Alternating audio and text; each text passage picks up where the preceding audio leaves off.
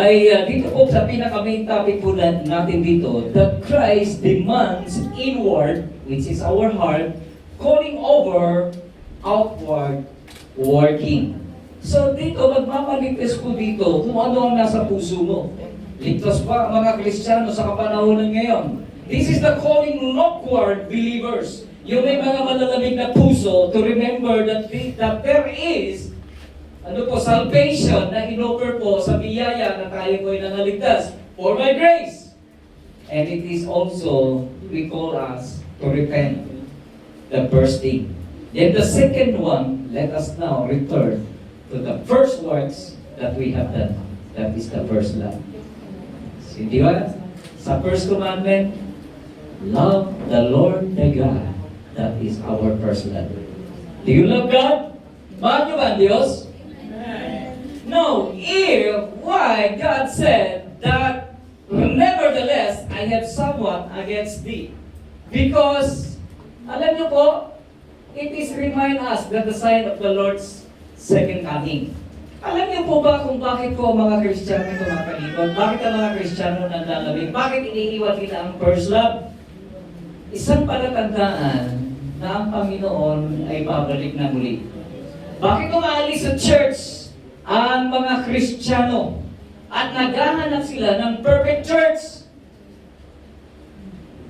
At ito yung kadahilanan kung bakit. Sabi kasi ng mga apostol, and sa verse 3 ng Book of Matthew 24 verse 3, sabi dito, and as he sat upon the Mount of Olives, the disciples came unto him privately, saying, Lord, tell us, when shall these things be? And what shall be the sign? The word, what will be the sign of thy coming and of the end of the world? Nag-observe po ba kayo sa church? Nag-observe po ba kayo sa mga Kristiyano na kung saan nang nagsimula ang iglesia ito, ang church na ito, na 2009, at hanggang ay 2026, sino ang nanatiling matanda sa iglesia? And sabi dito, the reason why, kung bakit po umaalis ang mga Kristiyano, nawawala na po sa gawain, because one of the signs sa verse 12, ang sabi po dito, and because iniquity shall abound, and the love, and ito and the love of many shall wax cold. Nanlalamig at nakalimutan ng first love. Kapag ikay nanlalamig, malilimutan mo ang first love. That is another sign. Not only that, even Apostle Paul, he gave us a very clear na kung saan, na binigay po niya sa 2 Timothy 3:1. When it comes the perilous time, sabi dito, troubles will come in the last days. Yung isa, second coming Now, let's talk about the last days. Nasa last days na ba tayo? Tignan natin kung nasa last days na po tayo. Sabi ko ni Apostle Paul, sabi dito sa verse 1, this know also. Uy, mga kapatid, alam niyo ba ito? Alam niyo ka? Ito yung binabanggit ko ni Apostle Paul. Sabi dito, this know also, at dapat niyo rin po itong malaman, that in the last days, sabi dito, perilous times shall come. At tingnan nyo, isa sa palatandaan din po ng perilous time. The troubles will come in the last days. Sa verse 5, binanggit po dito, having a form of godliness. Ito yung mga makukunyar, yung mga Kristiyano, mga godly people. But denying the power thereof. Pero sa likod nito, hindi sila naniniwala sa kapangyarihan ng Diyos. From such, turn away. At ito yung mga Kristiyano na nagkukunwaring Kristiyano, sila yung mga tatalikod sa Diyos. Sila yung mga mapagkunwari. And that is the sign also in the last days of perilous times. At yan po ang mga kadahilanan. But let's talk about today. From 17 years of this church being a faithfulness, tingnan natin what are the reasons Christian become lukewarm. Ano nga ba ang mga dahilan? Bakit ang mga Kristiyano nawawala? Bakit in the last days sila ay tumatalikod, sila ay nag-turn away? Bakit in the sign of the coming of the Lord Jesus Christ, they turn what? They forget about the first love. Ito yung dahilan. Number one, they were spiritually drifted and distracted. Yan. Ang problema sa mga mananampalataya, they cares about of the things of this world. They don't care about the spiritual things. They only care the things of this world. Yan ang problema, mga kapatid. Yayaman ka ba sa spiritual? May pera ba sa spiritual? No. Walang pera sa spiritual. Diba? Walang pera. Pero, mayroong reward sa spiritual. Ayan. Now, let's talk about this one. Ang mga Kristiyano ay ito nagiging problema. Priority nila ang pagyaman. Priority nila ang education. Priority nila ang kung saan sila masatisfied. Ito yung sinabi dito. Tingnan nyo ha, the curse of these words are, number one, the deceitfulness of riches. Alam mo, ang kayamanan na yan, dadayain ka lang yan. Dadayain ka ng pera. Di ba? Punta ka sa Senado. Number one problema, deceitfulness of riches. Yan ang problema. Mayaman na. Isipin mo kaya ako pinuto siya, gawa ng mayaman na siya, hindi na yan magnanakaw. No! There is something the word, deceitfulness of riches. Diba? Diyan dadayain ka. Kahit mayaman ka, dadalhin ka pa rin sa kadayaan. Not only one, the second one, the cares of this world is the last of the other things entering in. Papasok yan sa puso mo. Diba? Kaya minsan, ang mga Kristiyano, yung mga mapagmahal sa salapi, mahirap lapitan. Mahirap lapitan. Why? Because that is the word that last other things entering in. And not only that, dahil mukha ka ng pera at mapag-ibig ka na sa pera, ang salita ng Diyos ay nagiging sakal na sa iyo. Hindi mo na matanggap ang salita ng Diyos. Hindi mo na mapakinggan. Di ba? At hindi ka na makikinig because nachochok ka na sa salita ng Diyos. And it becoming unfruitful. At dahil dyan, hindi ka lalagong Kristiyano. Sabi ko nga kay Deacon ang pinakamahirap kausap, 17 years na ako'y naglingkod bilang pastor. Ang pinakamahirap kausap, old Christian. That's right. At ang pinakamadaling kausap, yung mga new convert Christian. Right. Why? That's right. Because the old Christian is not the matured Christian. Iba yung matured sa old Christian. Ang matured Christian ay madali silang kausap. At ito yung mga new convert na mahihiya ang mga old Christian. That's right. Bakit sila yung madaling kausap, madaling sumunod pag sinabi mag-aral tayo ng salita ng Diyos? They are coming on time. Alright, that's right. Yeah. Amen. Pero ang mga old Christian, they were coming late. Always. Why? Because they are unfruitful Christian. Right. And that is the reason why, Christian become lukewarm. Yan ang problema. And the second one, na ito lang po ang isa nating na mensahe na ibinigay po ng Revelation chapter 2. At dito po tayo mag-aaral. The second one, reason, living first love. Yan ang problema. What is the first commandment of God? Sabi ng Diyos, in the two commandment hangs all the commandments. What is the first commandment of God? Love the Lord thy God. That is the first commandment. And what is the second? Love thy neighbor. Now, again, sabi sa Revelation 2:4, dito tayo magtatalakay, nevertheless, I have somewhat against thee, because thou hast left thy first love. Now, dito po, sa binabanggit po natin, let us lose or they are losing the first love. Alam niyo po, minsan we are retaining about the religious remains. Yung sect po, yung religious is still remains po in our name. But, heart-filled passion for Christ is gone already. Yun ang nagiging problema. But let us talk about the word revelation and revelation. The first thing, the divine citation. What is God's divine citation regarding sa Revelation chapter 2, verse 4? Ito yung binanggit yung the first word. Unless or nevertheless, yung sinabi ko dito. The word nevertheless, it serves as the sharp and painful reminder to all the Christians.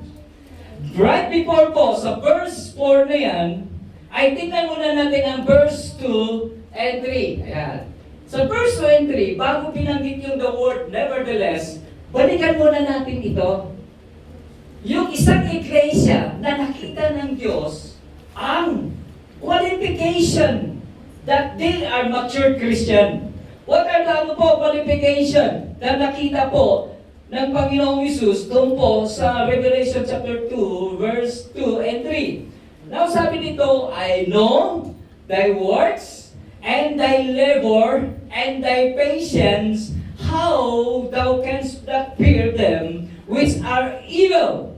And thou hast tried even which say that they are apostles, and are not, and hast found them liars. So dito makikita natin na alam ng Diyos ang iyong pagkatao. Alam niya ang magiging pasensyoso mo. At alam niya na kung saan ay nire-rebuke mo niyo po ang patungkol sa mga kasamaan. And then nakikinig kayo sa mga pangangaral.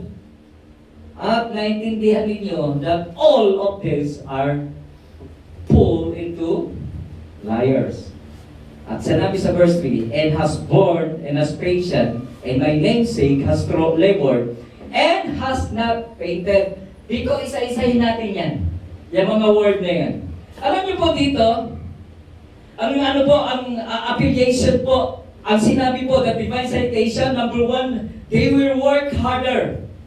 Yung sinabi po dito, thy labor, yung thy works and thy labor, ito yung mga talagang mapagtsatsak ang mga Kristiyano. Gumagawa sa gawain ng Panginoon. That's right.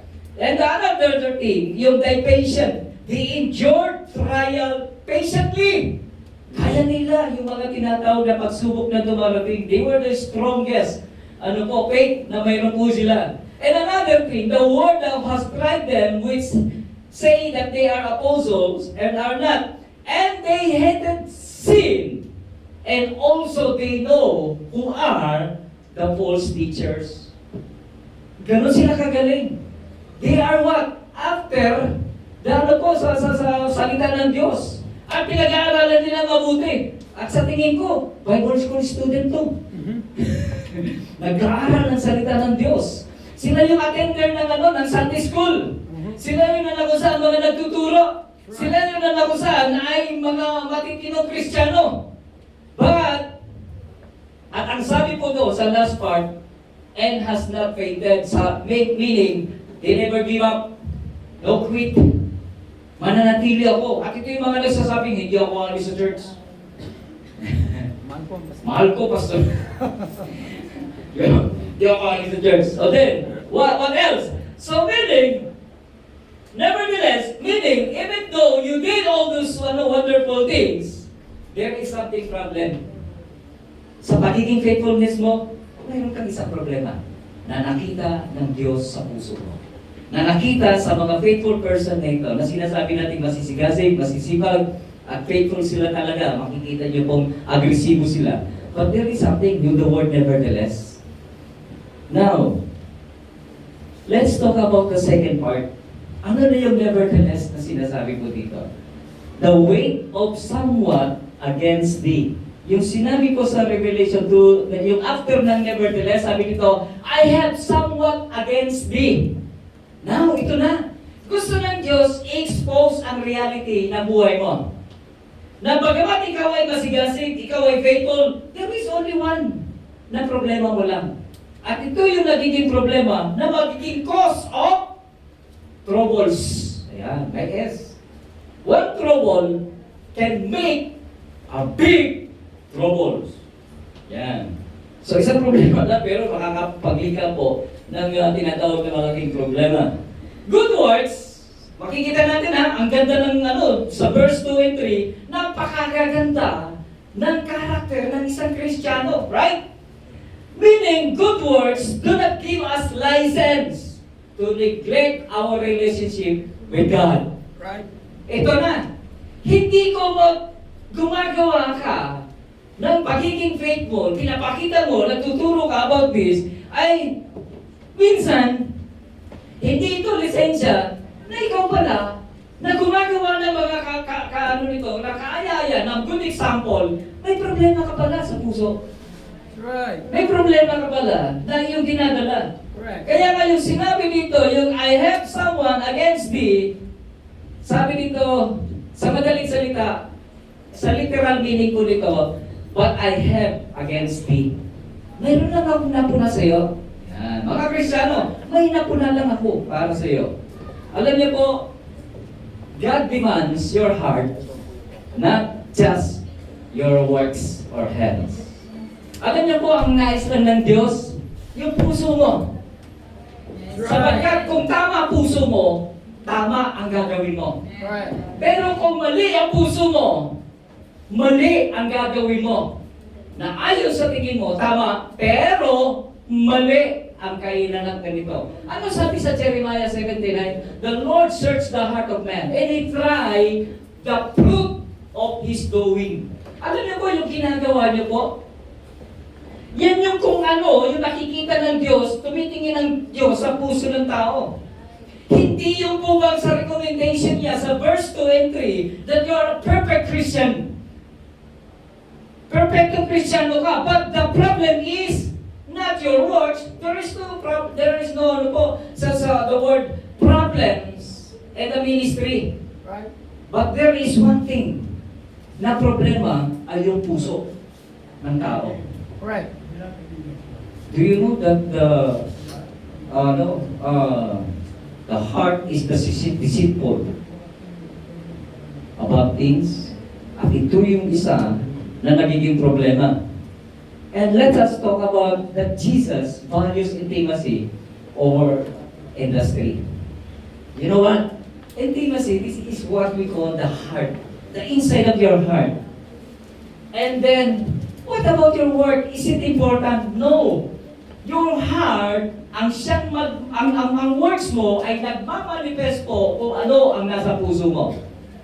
Yan ang nagdidikta kung ano nasa puso mo.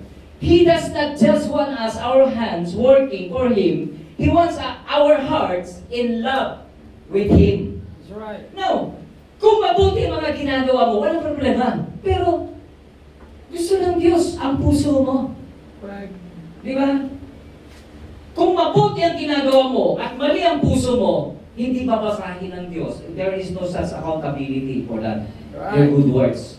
But, kung ang puso mo ay tama, everything na gagawin, na mamanifest para sa ginagawa mo, nanggagaling po sa puso mo.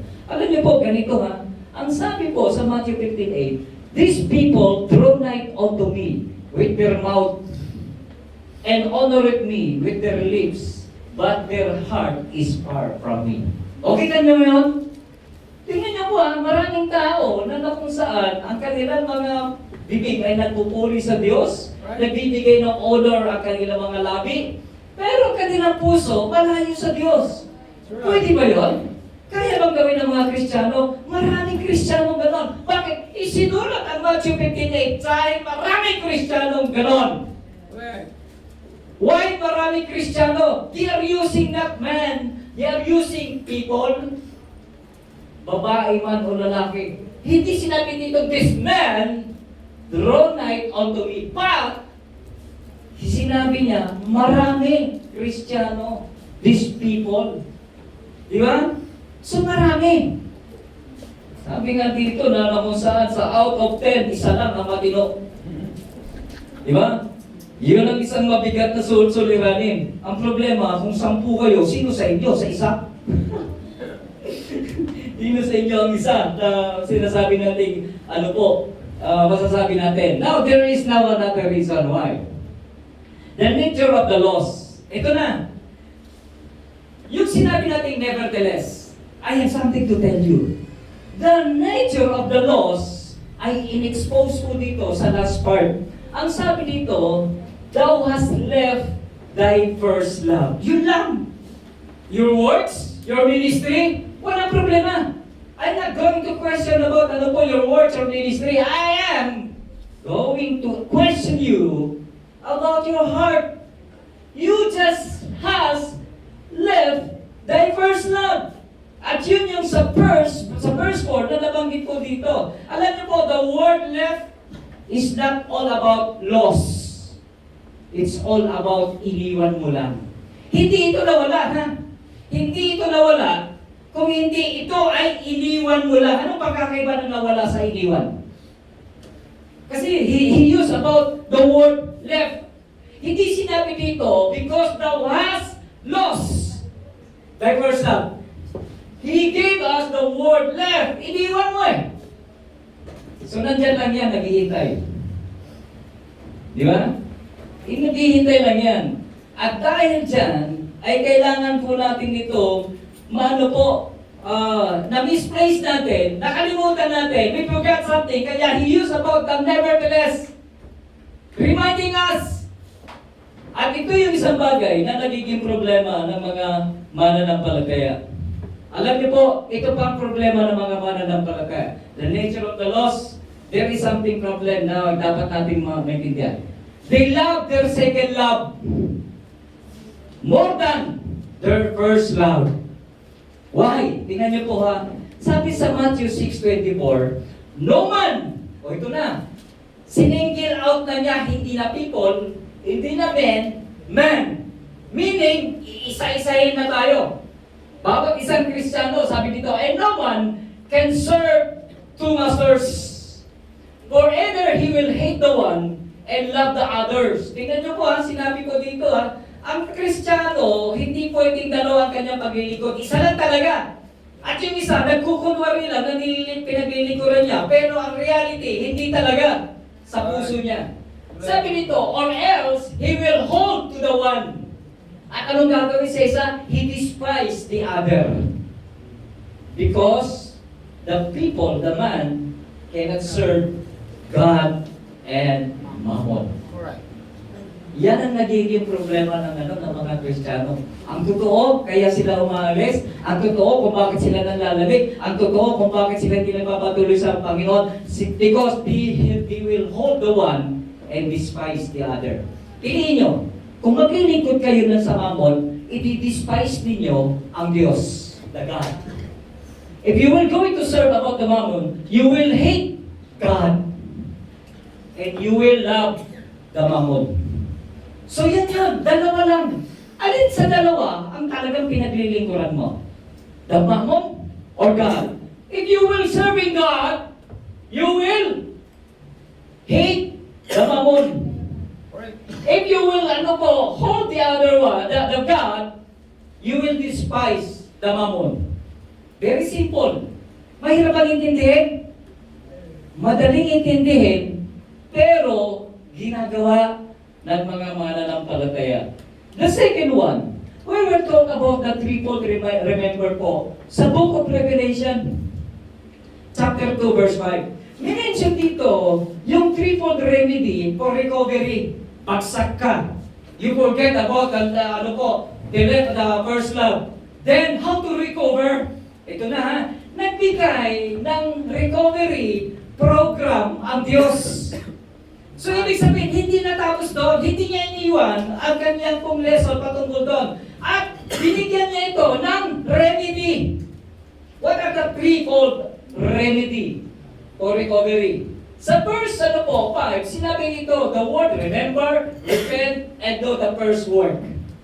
Tingnan natin ha, isa-isa natin. Sabi nito, remember therefore from whence thou art fallen, and repent, and do the first work, or else I will come unto thee quickly, and will remove thy candlestick out of his place, except thou repent. Isa-isahin natin that Jesus provides a clear, progressive, three-step prescription to heal about the spiritual backsliding sa ating spiritual na situation. Remember, let us talk about the first word na binanggit ko dito, remember. It is all about the mental evaluation. To check about your something na kailangan mong i-check. Sabi ko dito, yung mental evaluation. Sabi dito, believer must look backward to view their current state accurately. Yung sinabi dito, remember therefore from whence thou art fallen. Uy, mga kapatid, okay, tingnan muna natin kung paano ka bumagsak. Paano ka bumagsak at kailangan mo itong tignan. Kasi kapag hindi mo tinignan kung saan ka bumagsak, hindi ka babangon. That's right.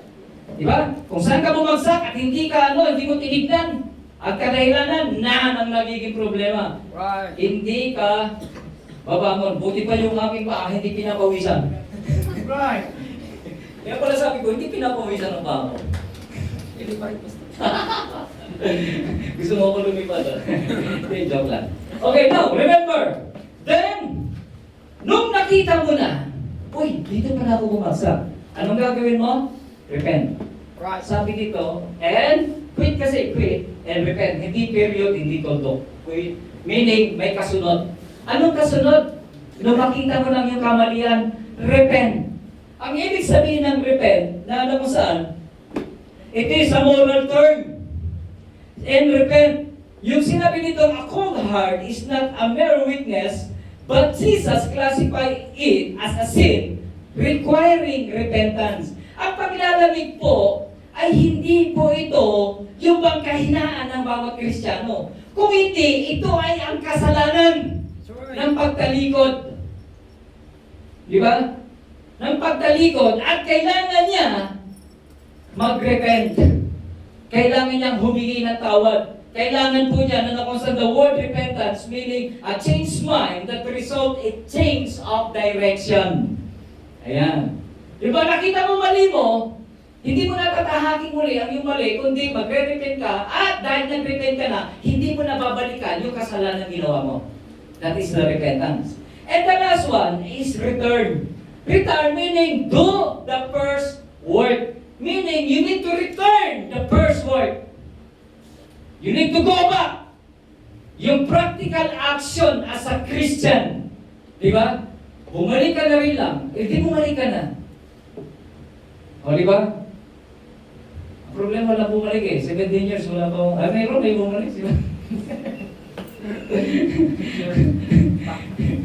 Nakita ko tuloy si Brother Nick eh. 6 years. 6 years. Pero nakakatawa sa Kristiyano ito. Siya ang naganap, Pastor, pwede ko ba ako bumalik dyan? Sabi ko, o naman! Huwag mo lang akong isama, pwede ka bumalik ako muna. Joke lang. At sinig kasi ang pioneering members po ng Iglesia ng Right. Now, ito yung the first word. Ayan. Pero meron mga pioneering mga young people. Diba? Right. Oh, yan pa yan, si GM, ayan, ano yan, pioneering young people din yan, di ba? Bumalik, mag-isa, bumalik na may kasama na. Apat pa. Right. Yun ang mabungang Kristiyano. Right. Si Brother Nick, ilan ang ginalik mo? Dami. 7. Oo, ito. So nagbubunga, mga Kristiyano ngayon, mga young people, nagkasawa na, nanganganak na. Pwede ba yan basta? Yun na yun, mga nagbubunga. So, yan yan, the return. So, now, new Christians, ay dapat natin maintindihan the last word, the last thing. Ito na yung the conclusion of the whole, na pinag-uusapan natin. The divine wording of removal. Ito na, ha? Yung mga umalis, at nag-repent, at bumalik, ang tanong, Pastor, paano yung mga hindi bumalik? Ayan, ang tanong.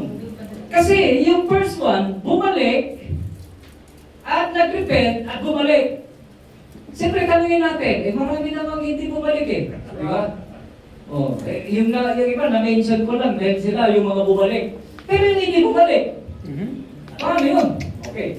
Ang ganito ang conclusion na ginawa ng Diyos. Sabi nito, or else I will come unto thee quickly. Ayan, hindi ka bumalik, hindi ka nag-repent, hindi ka nagbago. Darating ang Diyos, hindi para sa Kristiyano, kung hindi sa backslider na ito. Natatandaan niyo yung sa Book of Hebrews? Yung kapag ang Panginoon ay, ang Kristiyano nagkasala, ang Panginoon ay hahatawin niya ang kanyang mga anak para bumalik sa Kanya. Ito ngayon ang ginagawa ng Diyos. Hindi ito second coming, ha?